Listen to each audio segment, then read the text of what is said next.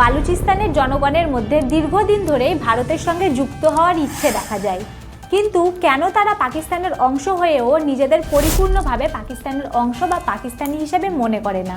আসলে বালুচিস্তানের ইতিহাস এবং তার বর্তমান পরিস্থিতি এমন কিছু গোপন সত্যের ইঙ্গিত দেয় যা আপনাদের অবাক করে দিতে পারে। সম্প্রতি পাকিস্তানে ঘটে যাওয়া ট্রেন হাইজ্যাকের ঘটনার পর বালুচিস্তান নিয়ে এমন কিছু চাঞ্চল্যকর তথ্য সামনে এসেছে যা বহুদিন ধরে লুকিয়ে রাখা হয়েছিল। কিন্তু সবথেকে অবাক করার বিষয় হলো ভারতকেও এই ঘটনার সঙ্গে জড়িয়ে দেখা হচ্ছে। একসময় বালুচিস্তানে হিন্দু রাজার শাসন ছিল, পরে এটি ইরানের অধীনে চলে যায়। শেষ পর্যন্ত ব্রিটিশ শাসনের মাধ্যমে একরকম পাকিস্তানের অংশ হয়ে যায়। তবে বালুচিস্তানের উপর পাকিস্তানিরা যেভাবে দমন চালাচ্ছে তা কি আদৌ সফল হবে? পাকিস্তান সরকার প্রায়ই ভারতের গোয়েন্দা সংস্থা রয়ের উপর বালুচিস্তানে অশান্তির অভিযোগ তোলে, কিন্তু বালুচে জনগণ কেন বারবার বিদ্রোহ করে এবং কেনই বা তারা ভারতের সঙ্গে যুক্ত হতে চায়? ঠিক কি ঘটেছিল যে বালুচিস্তান একটি স্বাধীন দেশ হতে পারল না, আবার ভারতের সঙ্গেও যুক্ত হতে পারল না? পরবর্তী পর্বে আমরা প্রতিটি প্রশ্নের গভীরে যাব এবং কিছু গোপন সত্য উদ্ঘাটন করব যা পাকিস্তান কোনো দিনই জানতে দিতে চায় না। আমাদের এই ছোট্ট ইউটিউব চ্যানেলে আপনাদের সকলকে স্বাগত। সঙ্গে রয়েছি আমি রিয়া। ভিডিওটি ভালো লাগলে লাইক এবং চ্যানেলে নতুন হয়ে থাকলে চ্যানেলটি সাবস্ক্রাইব করতে ভুলবেন না। সাল 1540। তখন ভারতের প্রথম মোগল সম্রাট বাবরের ছেলে হুমায়ুন ও বিহারের শেরশাহ সুরির মধ্যে এক ভয়ঙ্কর যুদ্ধ হয়। এই যুদ্ধে শেরশাহ সুরি বিজয়ী হন। পরাজিত হুমায়ুন তখন প্রাণ বাঁচাতে ভারত থেকে পালিয়ে যান এবং ইরানে আশ্রয় নেন। এরপর 1545 সাল। তখন শেরশাহ সুরির মৃত্যু হয়। এই সুযোগকে কাজে লাগিয়ে হুমায়ুন ভারতে ফিরে আসার পরিকল্পনা করতে থাকেন। এই সময় বালুচিস্তানের কিছু শক্তিশালী নেতা তাকে সাহায্য করেন। অবশেষে বালুচিস্তানের সহায়তায় 1555 সালে হুমায়ুন পুনরায় দিল্লির ক্ষমতা দখল করেন। কিন্তু এখানেই সমস্যা তৈরি হয়। ক্ষমতা ফিরে পাওয়ায় হুমায়ুন নিজের সাম্রাজ্য আরও বিস্তার করতে থাকে, যা একসময় বালুচিস্তানের জন্যই হুমকি হয়ে দাঁড়ায়। তখন থেকে বালুচদের মধ্যে মোগলদের বিরুদ্ধে বিদ্রোহ শুরু হয় এবং এই বিদ্রোহের সূত্র ধরেই ভারতের এক হিন্দু রাজার সঙ্গে বালুচিস্তানের সংযোগের গভীরতা বেড়ে যায়। বছরের পর বছর ধরে বালুচ জনগণ এই অঞ্চলে বসবাস করতে থাকে। মোগল সাম্রাজ্য ধীরে ধীরে গড়ে উঠলেও বালুচদের ভূমিকা একেবারেই মুছে যায়নি। তবে ইতিহাসের এক অজানা অধ্যায় হলো একসময় বালুচিস্তানের একটি গুরুত্বপূর্ণ অঞ্চলে সেবা রাজবংশ নামে একটি হিন্দু রাজবংশের শাসন ছিল। এই রাজবংশের একজন বিখ্যাত শাসক ছিলেন রানী শিবি। তার নাম অনুসারেই সিভি এলাকার নামকরণ করা হয়। তবে সেবা রাজবংশের শাসন শুধু নামেই ছিল না, তারা সেখানে হিন্দু ঐতিহ্য বজায় রেখেছিল এবং দীর্ঘ সময় ধরে নিজেদের শাসন কায়েম রেখেছিল। কিন্তু মোগল সম্রাট আকবর বালুচদের ধোঁকা দিয়ে বিশ্বাসঘাতকতা করে এই রাজবংশকে ধ্বংস করে দেয়। বালুচিস্তানের গঠন নিয়ে ইতিহাসে এমন আরও অনেক তথ্য আছে। সবথেকে ইম্পর্টেন্ট যে তথ্যটি হলো একসময় হিন্দু রাজারা এই অঞ্চলটিকে অনেক উন্নত করেছিল ও তারা দীর্ঘদিন শাসন করেছিল। এখন 1947 সালে ফেরা যাক।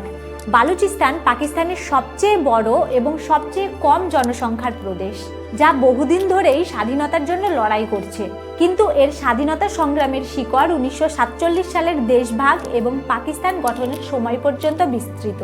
তখন বালুচিস্তানের শাসক খান মীর আহমেদ ইয়ার খান তিনি প্রথমে স্বাধীনতার দাবিতেও তুলেছিলেন, কিন্তু পরে মোহাম্মদ আলী জিন্নার সাথে হাত মিলিয়ে সিদ্ধান্ত পাল্টে ফেলেন এবং পাকিস্তানে যোগ দেন। আপনাদের জানিয়ে রাখি, 1947 সালে যখন ভারত ও পাকিস্তানের বিভাজন হয় তখন বালুচিস্তান 4টি পৃথক অঞ্চলে বিভক্ত ছিল: কালাত, খারাম, লাসবেলা এবং মকরাম।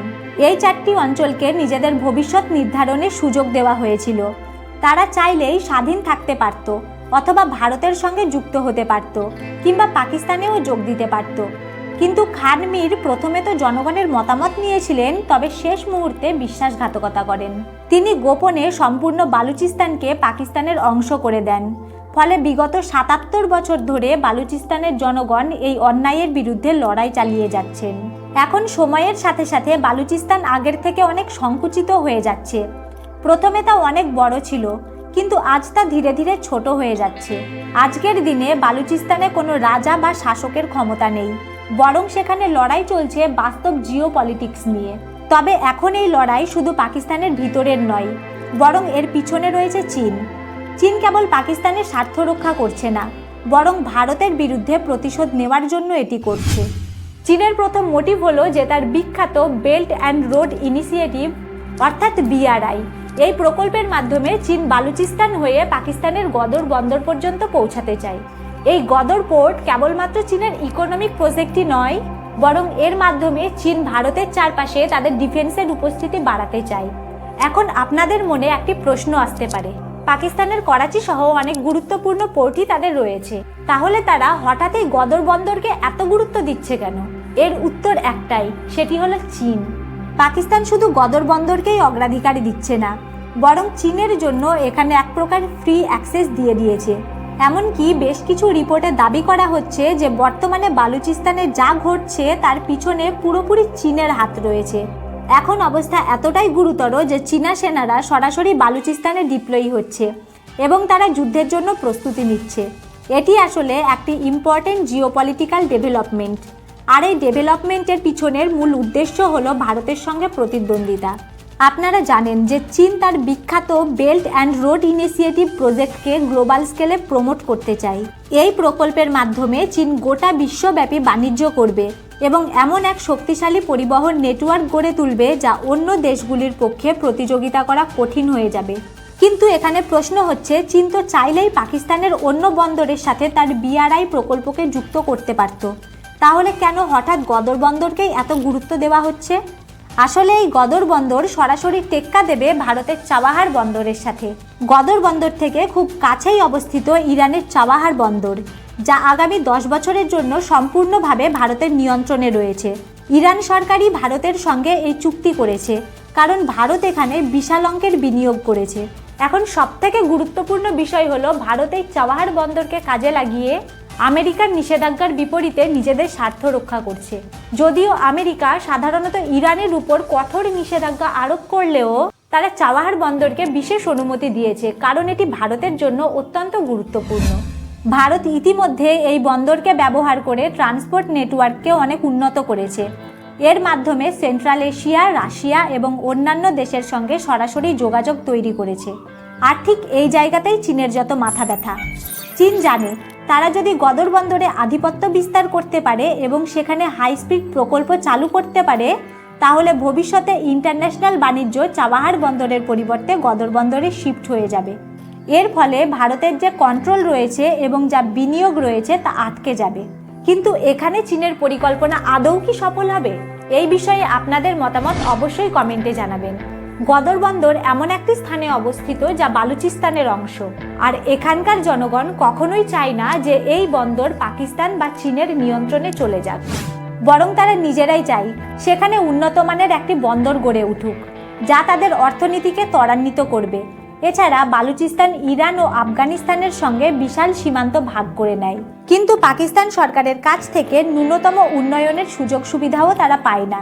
সবথেকে বড় সমস্যা হলো, আজ পাকিস্তান যে ডিফেন্স এবং ইকোনমিক শক্তি অর্জন করেছে তা পাঞ্জাব এবং সিন্ধু প্রদেশের উন্নয়নের জন্যই ব্যয় করা হয়, কিন্তু বালুচিস্তানকে সম্পূর্ণভাবে অবহেলা করা হয়। এখন রিসেন্ট যে ট্রেন হাইজ্যাকের ঘটনাটি সামনে এসেছে, সেখানে বোঝা যায় বালুচ জনগণ নিজেদের অধিকার আদায়ের চেষ্টা চালিয়েই যাচ্ছে। গত 10 বছরে বালুচিস্তানের বিদ্রোহীরা পাকিস্তানি সেনাদের উপর একের পর এক হামলা চালিয়েছে। বহু পাক সেনাকে সেখানে হত্যা করা হয়েছে এবং পাকিস্তান প্রতিবারই এটিকে ইন্টারন্যাশনাল স্টেজে নিয়ে গিয়ে অভিযোগ করেছে যে এর পিছনে ভারতের রয়েছে। কিন্তু বাস্তবতা হলো বালুচরাও পাকিস্তানের শত্রু, ভারতও পাকিস্তানের প্রতিপক্ষ।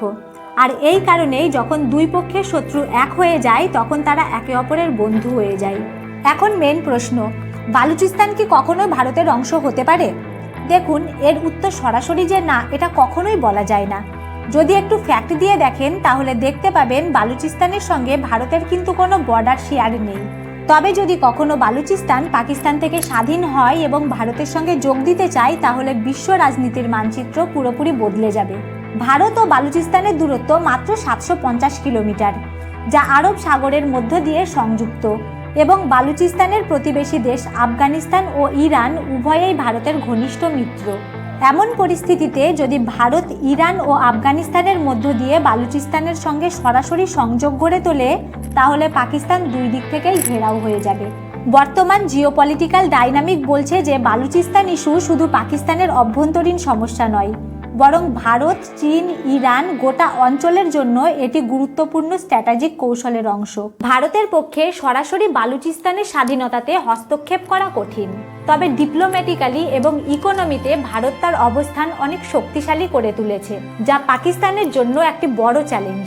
আমি মনে করি India is not aggressive nation but strategic player, যে সবসময় নিজের কালচার, ইকোনমি এবং ন্যাশনাল সিকিউরিটি রক্ষার জন্য প্রস্তুত থাকে।